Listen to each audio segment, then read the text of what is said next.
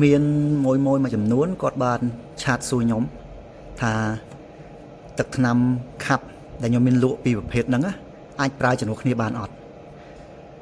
bởi vậy số đáp cứ prai bán tại bậc thang admin ở đây comment ai prai tế pro tha tập nằm pi nó bị khó khăn nè anh ấyประเภทปลายจมูก Epson 185ហើយនឹង 8050 ហើយអានេះសម្រាប់ Epson សេរីមុន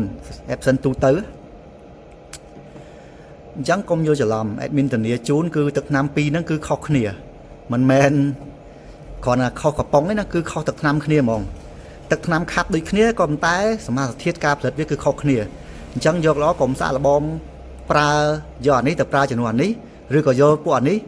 មកប្រើជាមួយម៉ាស៊ីនពួកនេះកុំអញ្ចឹងព្រោះថាសមាសធាតុផ្សំវាខុសគ្នាបីបើតែទឹកថ្នាំខាប់វាដូចគ្នាមែនតែវាសម្រាប់ម៉ាស៊ីនខុសគ្នាដោយសារម៉ាស៊ីនខុសគ្នាការបើកទឹកថ្នាំការបាញ់ទឹកថ្នាំនៃ head របស់វាគឺខុសគ្នាដែរហើយ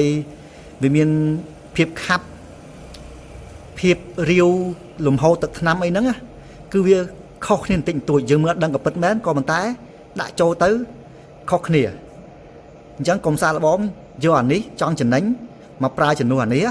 ព្រោះទឹកថ្នាំពីរប្រភេទហ្នឹងខុសគ្នាមិនមែនតែមួយទេមិនមែនគ្រាន់តែថាយកពួកអានេះទៅចាក់ចូលកំប៉ុងថ្មីទេគឺវាប្រភេទផ្សេងគ្នាប្រភេទម៉ាស៊ីនរបស់វានេះអានេះគឺសម្រាប់ L185 L8050 អញ្ចឹងយកទៅប្រើត្រូវម៉ាស៊ីនយើងមិនមែនចេះតែប្រើទេអញ្ចឹងខ្ញុំបញ្ជាក់ម្ដងទៀត admin បញ្ជាក់ឲ្យបញ្ជាក់ទៀតគឺកុំយកអានេះប្រើជំនួសអានេះហើយអានេះសម្រាប់ Epson ទូទៅបើម៉ាស៊ីនរបស់មួយគាត់ចង់ដឹងថាប្រើបានអត់អាច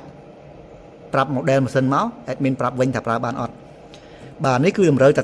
ម៉ាស៊ីន Epson L185 និង L8050 តែម្ដងអញ្ចឹងកុំប្រើជំនួសគ្នានិយាយឲ្យនិយាយទៀតកុំច្រឡំពីរហ្នឹងគឺខុសគ្នាទឹកថ្នាំខុសម៉ាស៊ីនគ្នាកុំប្រើជំនួសគ្នាសោះ